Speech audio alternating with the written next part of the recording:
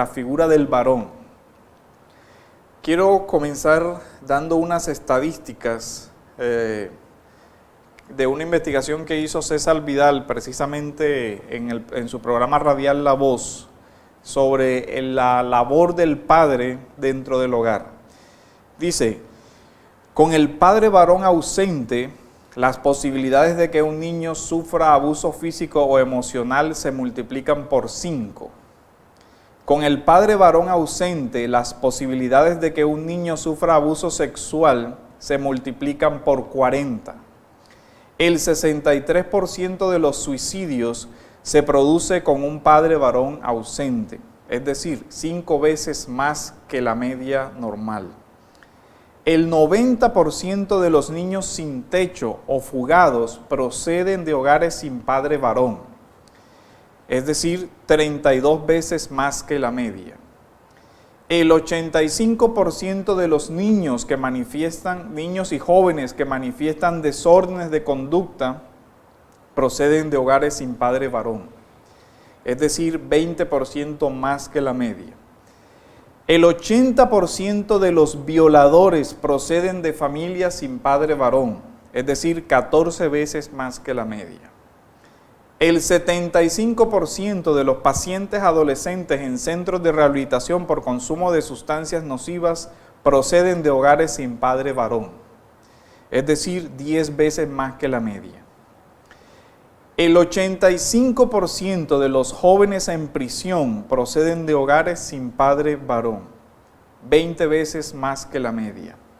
Las hijas de un hogar sin padre varón tienen 53% más posibilidades de casarse cuando todavía son adolescentes.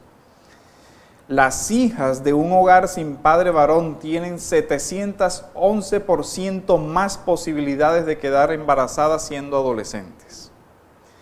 Con estas estadísticas vemos que el rol de un padre varón en el hogar o la ausencia de eso no muy pocas veces termina en adicciones, suicidios, cárcel de esos hijos. Pero, contrario a lo que los hechos muestran sobre la necesidad esencial de una masculinidad y de la figura paterna de autoridad dentro de una familia, lo que nosotros vemos hoy comúnmente en las series de televisión son padres varones estúpidos, insensatos, maltratadores que son manipulados por unas buenas madres y que tienen hijos que son más sabios que esos padres. Creo que quizás la muestra más significativa de esa distorsión del modelo de la autoridad familiar es la famosa serie Los Simpson, que fue la serie que educó a mucha generación sobre lo que es el rol de una familia. Todos recordamos a Homero Simpson, un padre medio bobo, flojo, borracho, algo estúpido, que solo le importaba el televisor y sus deportes. Y lo más triste es que muchas veces ese es el rol que imitan muchos varones con relación a su lugar dentro de la familia, o que describe la triste realidad de muchos hombres que no cumplen dentro de su familia el rol que Dios les encomendó. Esto, desde luego, como vimos en las estadísticas, tiene un efecto terrible sobre la vida de sus hijos. Pero además de esto, tenemos la oscura y terrible propaganda de la ideología de género que habla del rol del varón como un rol opresivo, habla del famoso heteropatriarcado, de la masculinidad tóxica y todo lo demás. Una palabrería absurda o sin sentido lógico, pues todos sabemos que esas definiciones se estiran como un chicle según le convenga a esta ideología y según sea conveniente para su discurso político del momento, pero que en nada ayuda a la formación de familias sanas.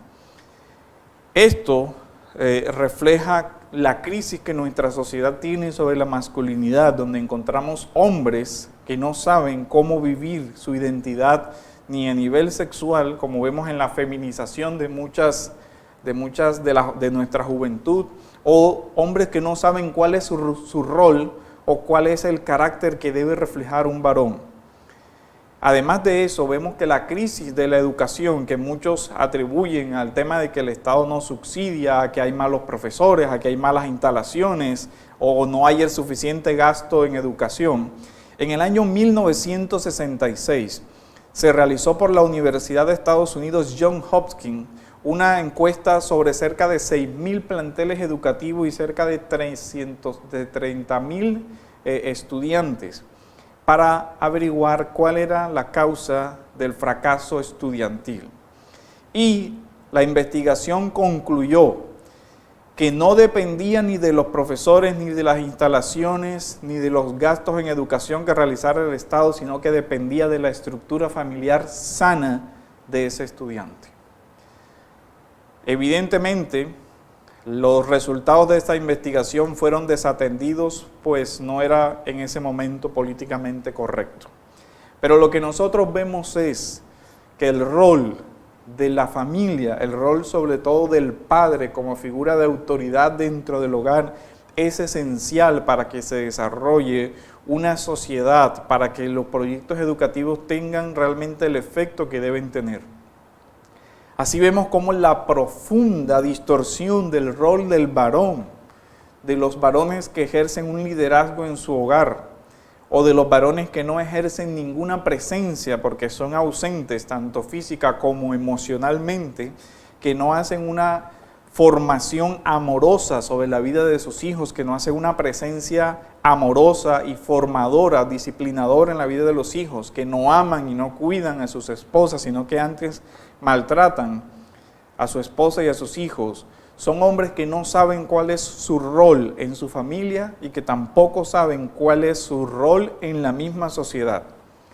Hoy nosotros estamos viendo esa crisis de la masculinidad en hombres que se ocupan de superficialidades, que trabajan porque el trabajo es su ídolo y el único objetivo de su vida es su propia realización personal, que trabajan por su propio hedonismo, pero no para cuidar de una familia, porque no aman a esa familia, sino que se aman solo a sí mismos.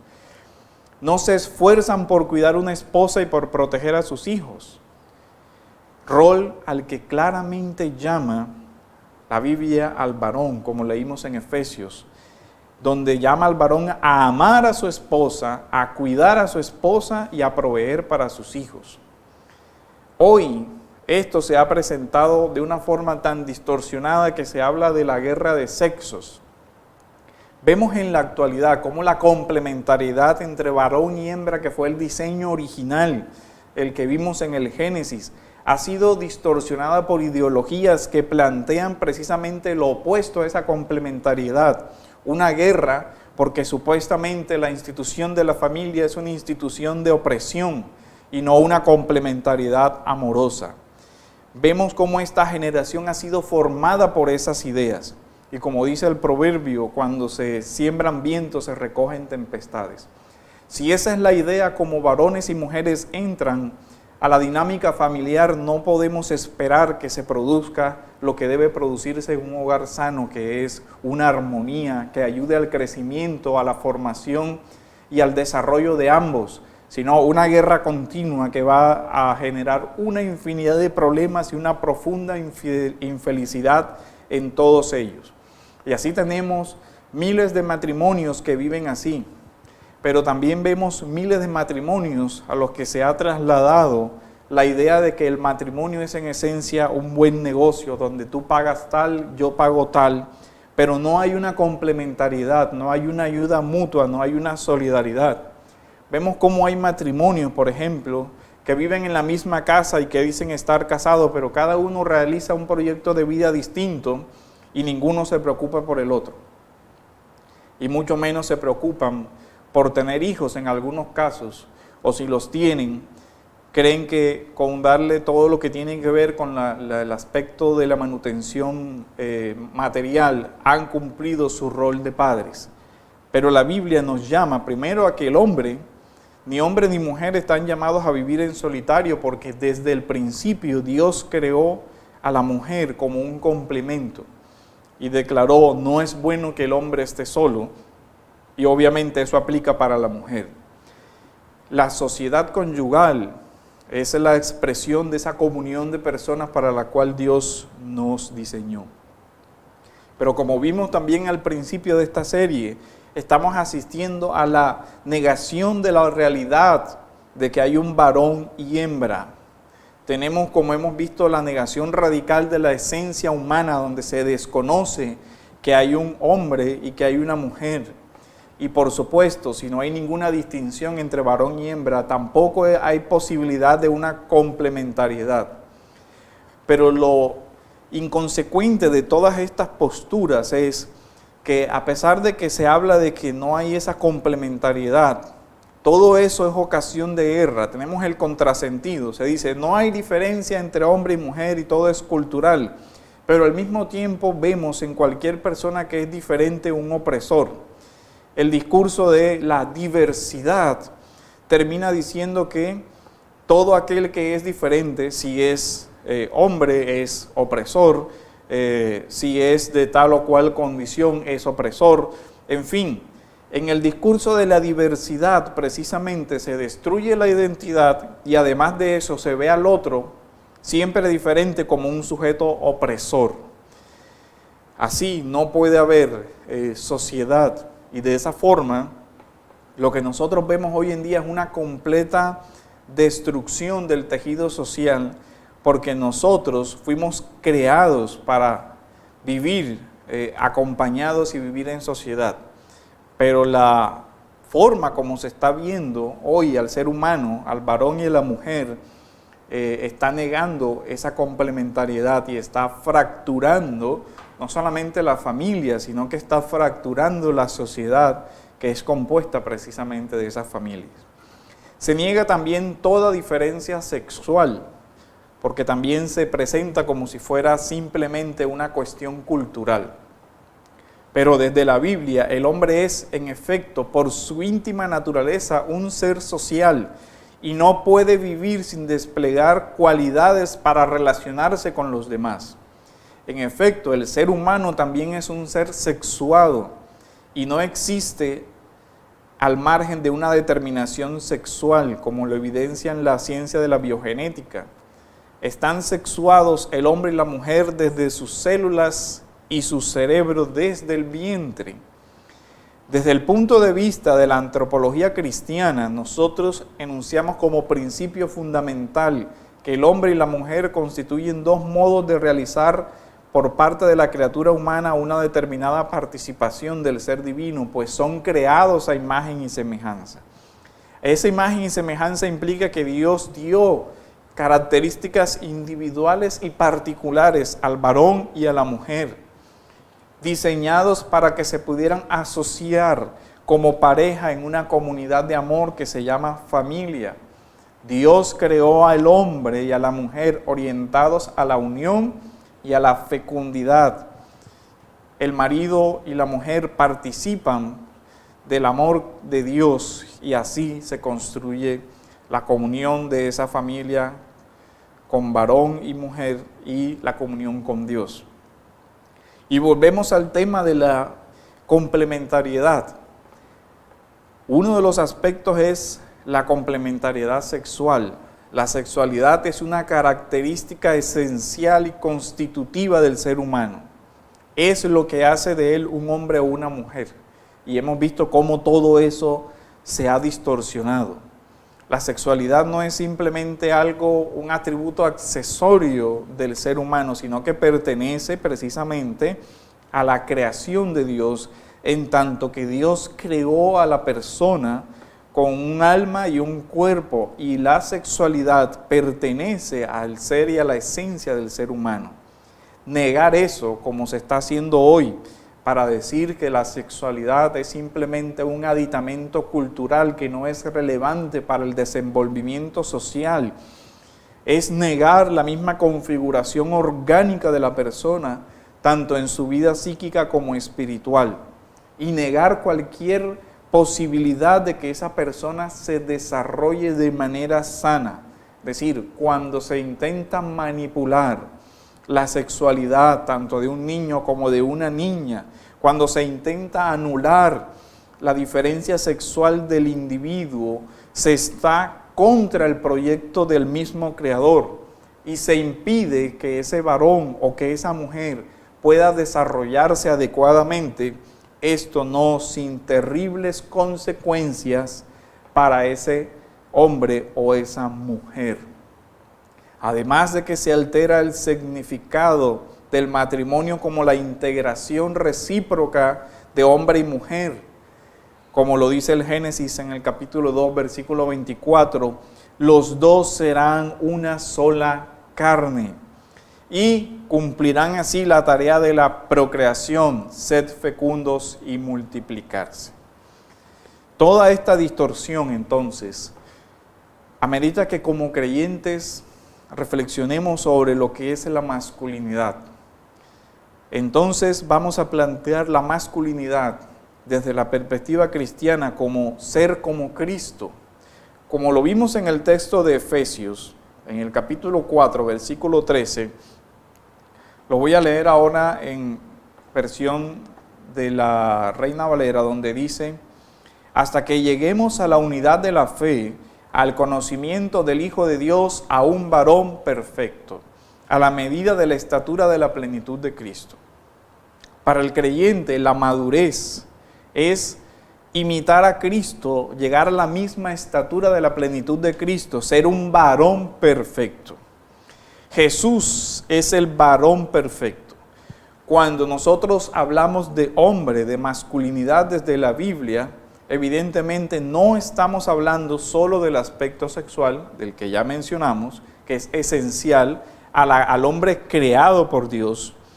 No nos estamos refiriendo a que masculinidad sea solamente genitalidad. Estamos usando un aspecto más amplio. Estamos usando el de la imitación de Cristo, donde la masculinidad implica también un liderazgo que Dios le dio a los hombres. Liderazgo que le había dado al hombre desde antes de la caída. Desde antes de la caída, como ya lo hemos mencionado en enseñanzas anteriores, hay un orden jerárquico, hay una estructura de autoridad, hay una estructura de liderazgo, como quiera que se quiera llamar, donde el hombre y la mujer fueron colocados dentro de la jerarquía como superiores a los animales.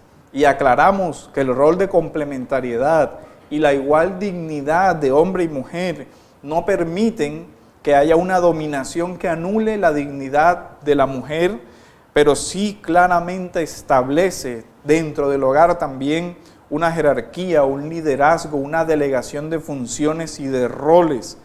Hay una delegación divina sobre el hombre que le dice que él debe ser cabeza de la mujer, así como Cristo fue o es cabeza de la iglesia, y que el hombre tiene la responsabilidad delante de Dios de sustentar y cuidar a su mujer. A partir de ahí, nosotros vamos a hablar de la identidad del hombre, de la masculinidad desde la Biblia. Esa masculinidad se define por respetar el rol que Dios le dio desde la creación inicial, dada la identidad del varón, como Adán. Pero esto evidentemente se distorsionó con la caída y la identidad de Adán fue afectada por el pecado. Así que viene el segundo Adán, quien es la representación directa de la verdadera masculinidad, el varón perfecto. El modelo de la Escritura, la persona de Jesús. Pero quiero que retomemos al texto que leímos al inicio de Josué. Recordamos, y vamos a definir entonces la masculinidad, decíamos, no solamente en el aspecto sexual, sino en el aspecto del carácter. A Josué se le dice 3 veces, sé fuerte y valiente, no te acobardes. Recordamos el contexto del libro de Josué, la guerra de conquista del pueblo de Dios.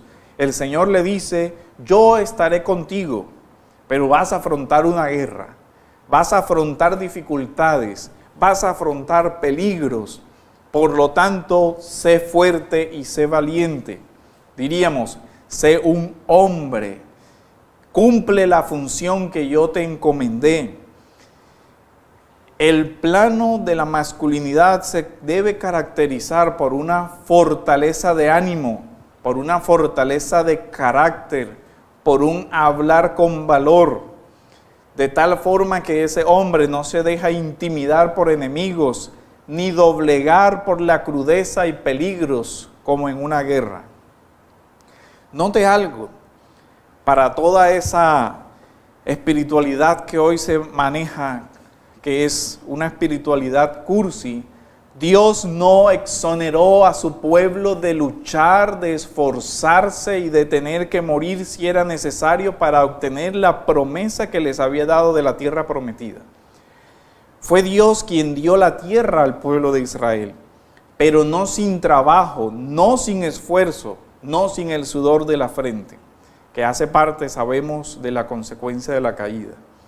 Así que sufrimos hoy y debemos esforzarnos por labrar la tierra como estaba desde el principio. Evidentemente, con un cuerpo perfecto, Adán no sufriría el desgaste corporal que implica hoy ese trabajo en un mundo caído. Pero sabemos que existía ese rol de labrar la tierra desde antes de la caída. Así que la masculinidad del hombre también tiene que ver con ese carácter que Dios le dio de ser esforzado y valiente frente a las dificultades de la vida. Pero aquí viene la crisis de la masculinidad. Muchos de nuestros jóvenes hoy son educados por una paternidad distorsionada que en muchas ocasiones, con buenas intenciones, le ahorran a sus hijos esfuerzos y sacrificios, con lo que lo único que se logra es hacerlos frágiles en la vida, hombres que no tienen el valor suficiente para asumir los retos, el sufrimiento y las dificultades de vivir en un mundo caído.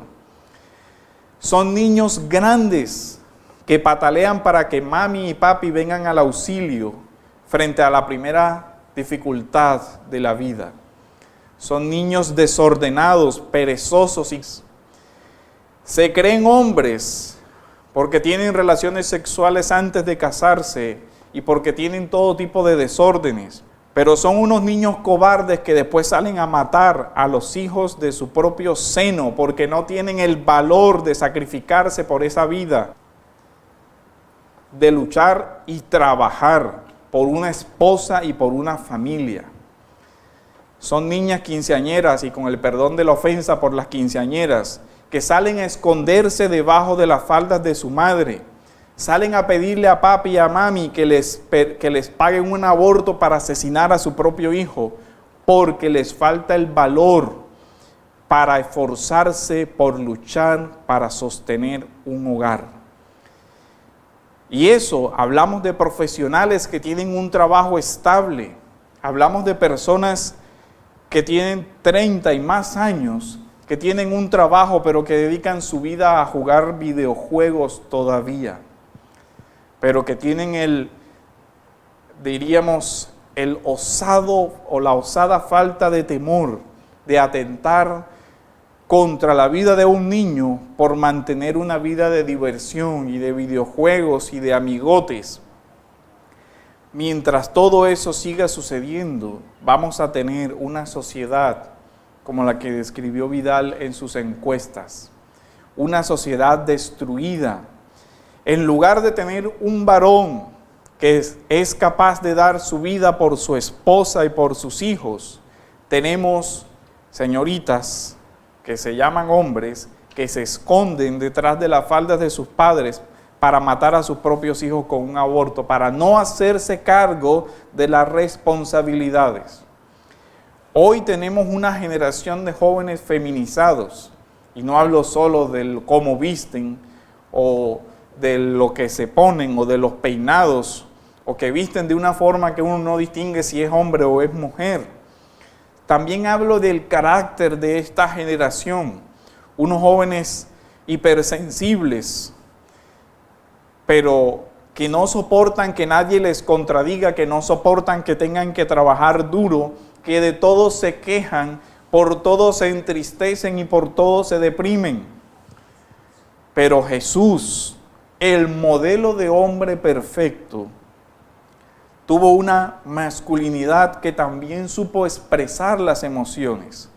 No estamos negando la emocionalidad de un hombre, ni el mito de que el hombre fuerte no llora. No, nosotros vemos, por ejemplo, a Jesús llorando ante la tumba de su amigo Lázaro porque había muerto, pero siendo un hombre cabal, fuerte frente a la pérdida. Con la pérdida de la masculinidad que tanto rechaza todo este discurso de esta ideología, lo que estamos haciendo es que estamos levantando una generación frágil, que no soporta el estrés, que no aguanta el trabajo duro, infantiles. Vemos profesionales que tienen miedo a casarse porque quieren dedicar el resto de su vida a jugar videojuegos. Estamos asistiendo a la pérdida de la masculinidad que se traduce en una fragilidad y en una emotividad en los varones, que no se paran sobre sus propios pies, sino que se victimizan. Pobrecito yo, en lugar de afrontar las dificultades de la vida como Dios le dijo a Josué, esfuérzate y sé valiente, porque este mundo es un mundo donde tendrás aflicción. El mismo Señor lo dijo. Juan 16:33. Vivimos en un mundo caído, donde hay injusticia, donde hay dolor, donde tendremos aflicción. La pregunta es, ¿cómo lo vamos a afrontar? ¿Como hombres esforzados y valientes? ¿O seguimos pensando como niños y en la infantilidad de esta sociedad? Hoy hay estudios que hablan de malcriando a los niños estadounidenses. Y es bien interesante. Hasta psicólogos seculares están diciendo, ¿qué estamos haciendo con nuestra sociedad? ¿Qué estamos haciendo con los varones? Tenemos unos jóvenes que son unas señoritas, y con el perdón de la ofensa para las señoritas, porque hay mujeres que han afrontado su vida con valentía, cosa que deberían hacer los varones. Nos estamos quedando en un paternalismo eterno, donde todavía hay niños de 40 años que viven sostenidos por sus padres. Hombres graduados de universidades y con trabajos estables, pero que no se casan, porque su mayor deleite en la vida es un televisor para ver deportes o los videojuegos. Personas que no maduran. Pablo, hablándole a los corintios, en la primera carta a los corintios, en el capítulo 13, versículo 11, le dice a los hombres, le dice a toda la iglesia, que ya cuando éramos niños, pensábamos como niños, actuábamos como niños, pero siendo ya hombres, deberíamos actuar con madurez. En Efesios se nos habla de que Jesús es ese varón perfecto. Ese varón perfecto es el modelo para nosotros de cómo debemos vivir una masculinidad. Hoy nosotros vivimos en una sociedad de hombres que le temen a enfrentar cosas y a decir la verdad sobre algunas situaciones porque le temen a un no me gusta en Facebook. Hay hombres que se callan lo que deben decir porque de pronto alguien los critica. Pero nosotros vemos en Cristo un hombre que se enfrentó a cualquier tipo de críticas, contra fariseos y contra todo. El Señor nos mostró que nosotros debemos enfrentar la realidad. Si hay alguien que fue experimentado en el sufrimiento, fue el Señor Jesús. Sufrió la crítica injustificada, las mentiras sobre su persona, la persecución sobre las enseñanzas y sobre su persona. Fue despreciado y desechado de los hombres, varón de dolores y experimentado en aflicción. Dice Isaías 53, versículo 3. Pero ¿cómo afrontó el Señor eso? Siendo el modelo perfecto, como el verdadero y último Josué, siendo fuerte y valiente. Ante todas esas circunstancias adversas de la vida de nuestro Señor, Él no se acobardó. El hombre de Dios sabe que puede hacer frente a todo eso porque se cumplirá la promesa que Dios le dijo a Josué: yo estaré contigo donde quiera que vayas. De nuevo vemos un hombre que no se acobardó, que fue valiente. Y nosotros podemos apuntar a las dificultades que vivió Josué. Una guerra, un general, alguien que tuvo que tomar decisiones difíciles y necesarias, pero que siempre confió en la voluntad de Dios. Pero eso no anula el riesgo de la guerra, no, al contrario, requiere el valor de hombres esforzados y valientes. Ahora, eso quiere decir que el hombre no entiende la realidad del dolor, y de nuevo vemos el modelo de la masculinidad del Señor. Getsemaní, orando, el Señor pide al Padre fortaleza para la prueba y el dolor. Se apoya en sus amigos y dice, oren por mí. Vemos entonces cómo, contrario a la total desdibujamiento que nosotros vemos en la sociedad de lo que es ser hombre, no.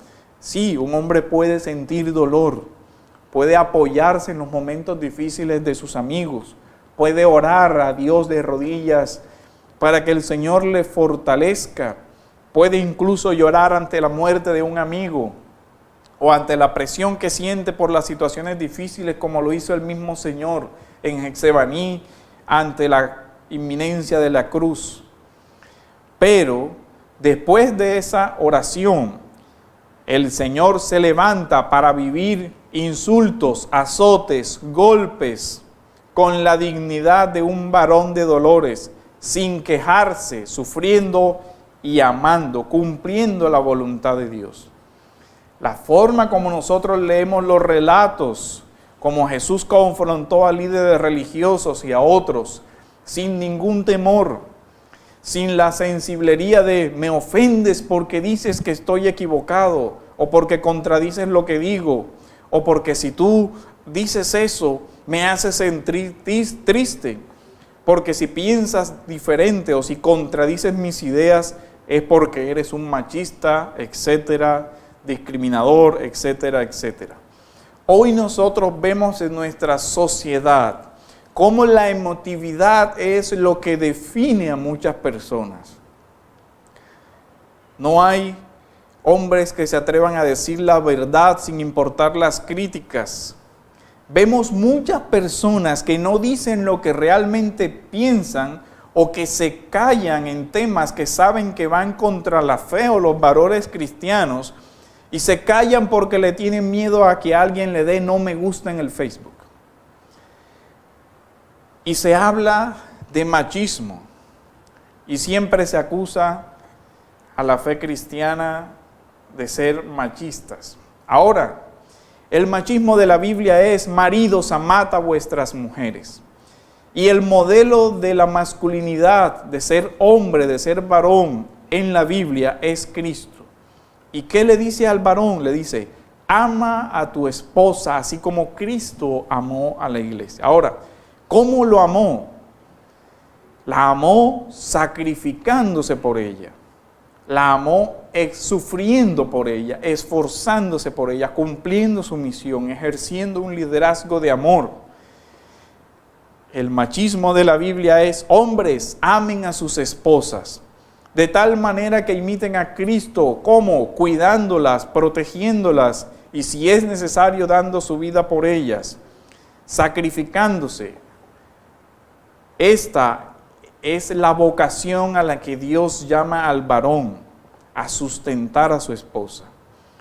Dice Efesios, maridos, amen a sus mujeres como a sus propios cuerpos. Ese es el machismo que muchos dicen que la Biblia enseña. Ese es el verdadero rol del varón. Ama a tu esposa como a tu propio cuerpo, con lo que se expresa no solo la intimidad sexual y la unidad, pues varón y hembra en el vínculo del matrimonio son un solo cuerpo. Pero no es solo de genitalidad de lo que estamos hablando.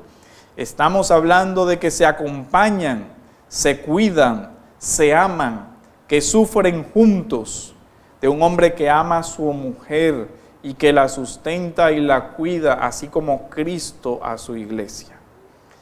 Es claro entonces que habla del rol del varón como aquel que debe proveer, cuidar a su esposa. Y esto es central, no solo en Efesios, sino en toda la Biblia.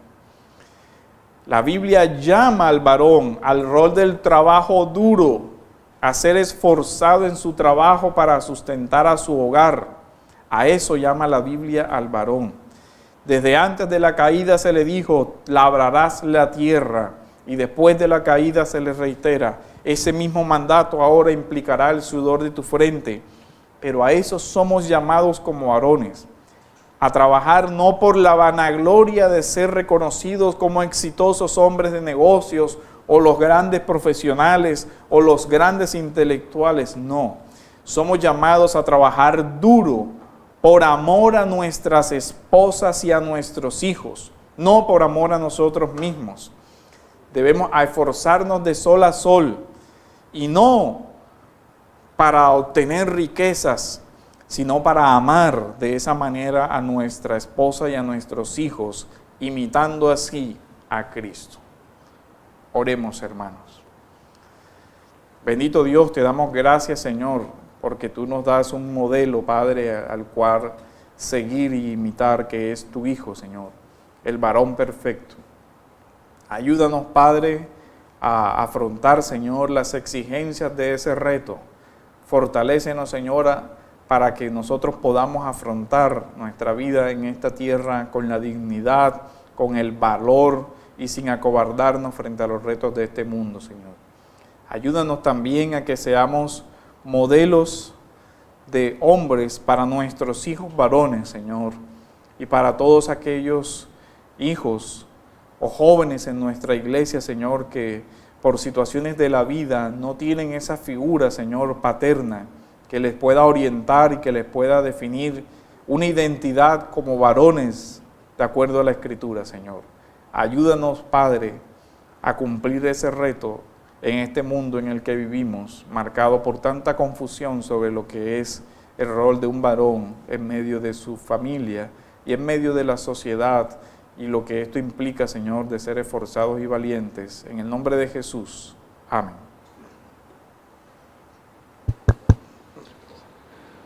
Pastor, buenos días, gracias por la enseñanza y damos gracias a los hermanos que están conectados y aprovechamos para pedirles excusas que hemos presentado algunas fallas técnicas. Tenemos dos preguntas, Pastor. Dice, ¿qué significa la expresión Él se enseñoreará de ti en Génesis 3:16? El domingo anterior desarrollamos algo sobre el tema del dominio. Habíamos dicho que la expresión aparece en dos ocasiones. Cuando se habla del dominio sobre los animales, aparece una palabra, y cuando se habla en Génesis 3:16, de se ejercerá dominio o señorío sobre la mujer, ahora no recuerdo exactamente la palabra, pero no es la misma palabra que aparece con relación a los animales. Es de la misma familia de las palabras, lo cual quiere decir que evidentemente ejerce un liderazgo. Y en ese sentido, hablamos de que hay una palabra que quizás choca a esta generación sensible, como hemos dicho, y es el de jerarquías. Cuando usted va a una empresa y ve un organigrama, usted no se imagina que es humano el que está al final y no es humano el que está al final del organigrama. No, sabe que todos ellos son personas, pero sabe que cada uno de ellos ejerce un rol dentro de esa estructura. La familia constituida por Dios también tiene un rol de jerarquía. Dios le dio un liderazgo, como si habláramos hoy, por ejemplo, del gerente de una empresa, y que hay medios y hay escalones bajos dentro del hogar igual. Ser la cabeza como Cristo en el hogar te implica una delegación de autoridad de Dios sobre ese varón, sobre su esposa y sobre sus hijos, sin que eso implique, como hemos aclarado, que haya una menor dignidad del niño o una menor dignidad de la esposa. Pero sí que hay un orden al que la esposa debe sujetarse en amor, respetando así su rol de feminidad como la Biblia le enseña. ¿La otra pregunta? Tenemos pregunta de la hermana Luz Marina. Dice, ¿qué esperanza hay para quienes no conociendo a Cristo Erramos en deformar hijos con modelos de masculinidad sin dolor, sin sufrimientos y sin esfuerzos. ¿Te la repito? No. Una de lo que hay que comenzar a hacer es comenzar a enseñarle a los jóvenes o a los varones de hoy, no importa la edad que tengan, a que tienen que asumir las consecuencias de sus actos. ¿A qué me refiero? Hay niños de 30, 35 y 40 años que toman una cantidad de malas decisiones, pero que saben que ahí está de alguna forma papá y mamá que van a arreglar el entuerto que yo haga. Una de las formas como papá y mamá puede ayudar a que se forme esa masculinidad en ese hombre es decirle: hijo, te quiero mucho, te has equivocado, pero ahora mismo hacerme cargo de las consecuencias de tu irresponsabilidad es hacerte un daño peor y no te estaría ayudando. Así que tienes que sufrir las consecuencias, aprender, pararte sobre tus propios pies, esforzarte y ser valiente y darle la cara a ese problema y solucionarlo. Esa es la forma como hoy debemos actuar. Lo que pasa es que dentro de ese modelo de emotividad se nos ha enseñado que hacer eso es perverso, es malo, es ser un mal padre y cualquier otra cosa. Miren, a los niños, sobre todo a los varones, nosotros con los pequeños detalles los formamos. Puede parecer cruel, pero cuando yo veo que mi hijo sale corriendo y se estrella contra algo, yo me quedo mirándolo. Si a él le pasó algo realmente serio, yo sé que él no se va a levantar y que va a llorar. Pero de lo contrario, ¿él qué hace? Cuando ve que yo no hago nada, se para y sigue corriendo, porque no le pasó nada. Y uno tiene que, como padre, quitarse esa sobreprotección. Es, sí, un instinto, hay que cuidarlo, sí, pero si no le pasó nada, deje que él se levante, deje que él asienta.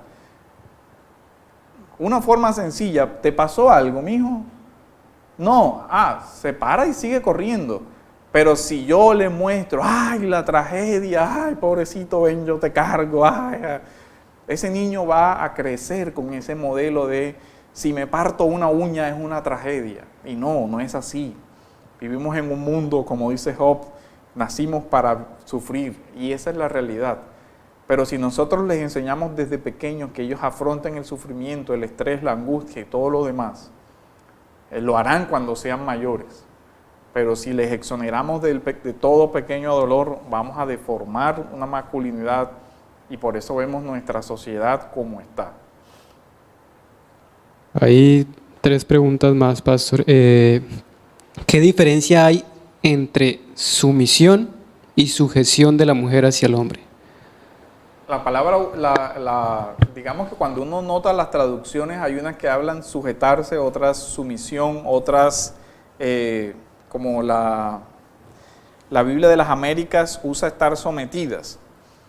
El tema es, en el español tiene muchas formas como se ha traducido, pero realmente es el mismo, es por parte de la mujer reconocer la autoridad que Dios le ha delegado al varón.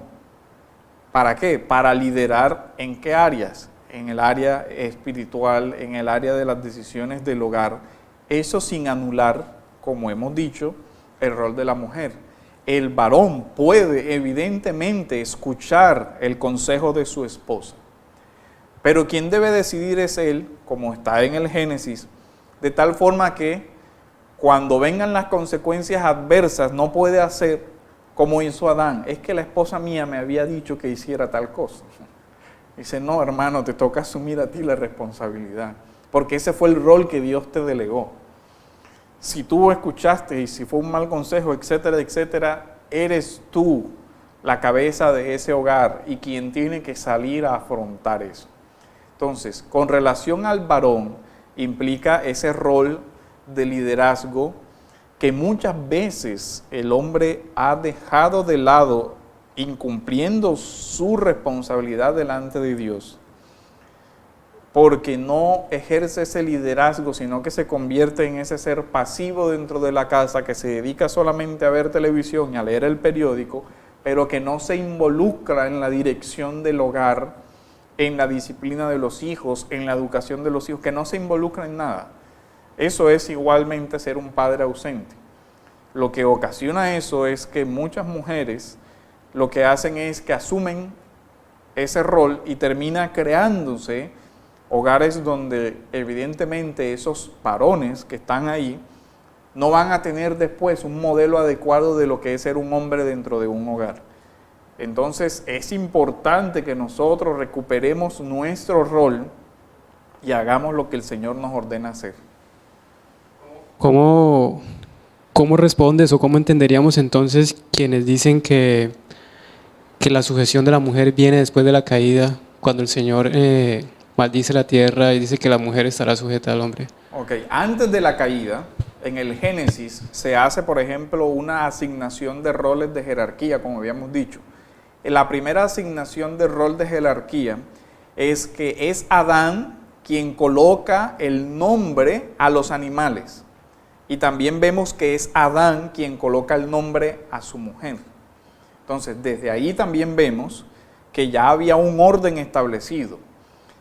Vemos en detalles simples como trajo Dios a Adán a los animales para que les pusiera nombre, y después dice, y trajo a la mujer y Adán le puso nombre. O sea que había claramente, ya antes de la caída, un rol de jerarquía o de liderazgo del hombre sobre la mujer. Ahora que ese rol evidentemente sufre deterioros por causa de la caída y ahora la mujer ya no se querrá sujetar, como dice Génesis 3:16, y que el hombre quizás tienda a tratar a la mujer como a otro animal, es una distorsión, pero no es que el modelo de familia no surgió después de la caída, el modelo de familia surgió antes de la caída. O sea, el fruto de la caída es que la mujer no querrá sujetarse. Exacto.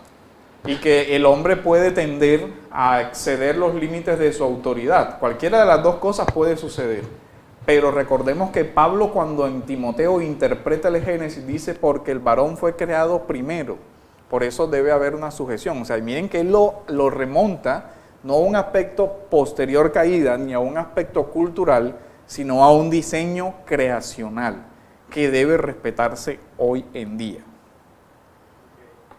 Tenemos otra pregunta, bueno, la voy a leer literal y si no la entendemos tratamos de interpretarla.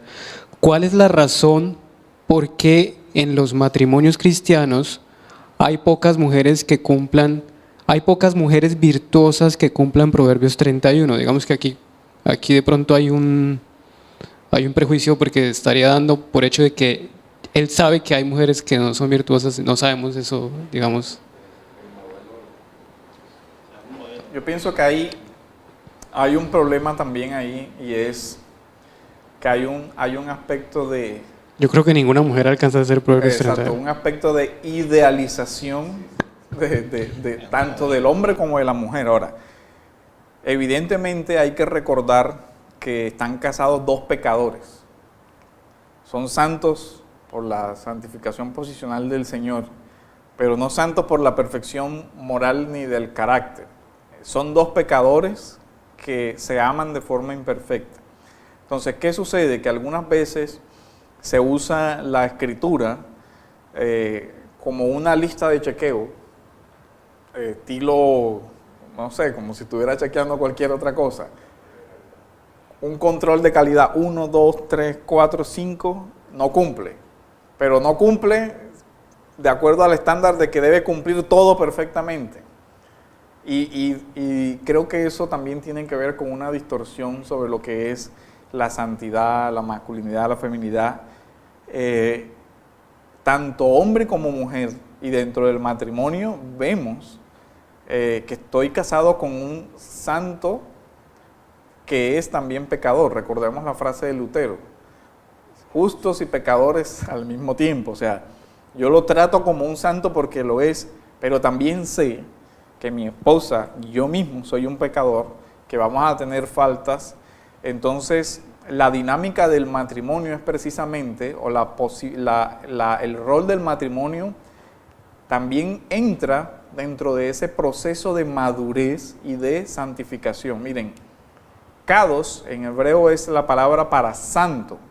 Kiddushin es un derivado de esa raíz es la forma como en el hebreo se le llama al pacto matrimonial.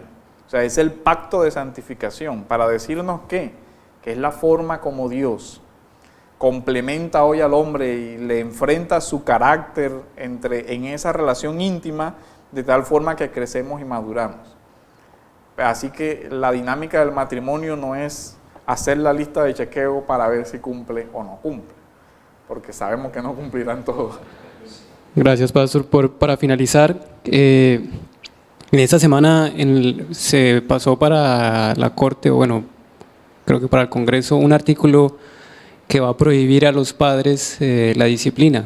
Dentro de la enseñanza de la masculinidad, este artículo dice que es maltrato infantil que el padre corrija o discipline, lo dice con esas palabras, al niño, que eso es maltrato.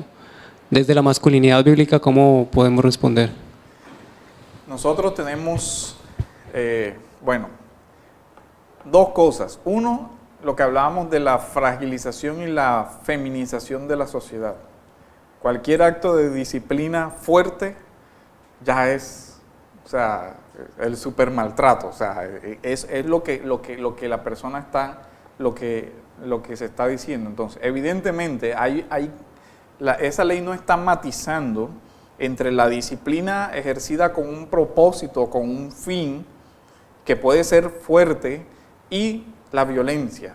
Nosotros vivimos en una sociedad donde no se hacen distinciones y se hacen unos discursos generalizados donde corregir es violencia. Y eso no es cierto. Entonces hay que hacer una distinción. Cuando yo hablo, por ejemplo, de un padre que en el proceso de disciplina le pega una patada a un niño y le fractura una costilla, eso no es disciplina, eso es claramente violencia, pero para eso ya no necesitamos una ley porque ya hay el delito de lesiones personales, por ejemplo. O sea, yo no necesitaría hacer eso. Si un padre maltrata de una forma física o psicológica o algo, ya hay la protección legal. Que no se da es otra cosa, pero eso es ineficiencia de ciertas instituciones. Cuando la Biblia habla de la corrección del niño, claramente establece procedimientos y límites. Por ejemplo, Efesios dice que primero debo corregirlo verbalmente. O sea, yo debo enseñarle, formarle, instruirle, y cuando ese proceso lo he agotado, paso a la disciplina física con el objeto de formar, de enseñarle que la consecuencia de sus actos produce dolor. Y esa es la realidad. Cuando nosotros tomamos malas decisiones en la vida, las consecuencias de nuestros actos producen dolor. Y el niño aprende que hay ciertas cosas que le van a generar dolor en la vida. Ahora, evidentemente, siempre está el riesgo de padres que no tienen dominio de sí mismos, pero ya es un problema de violencia en la extensión de su palabra, no un problema de disciplina.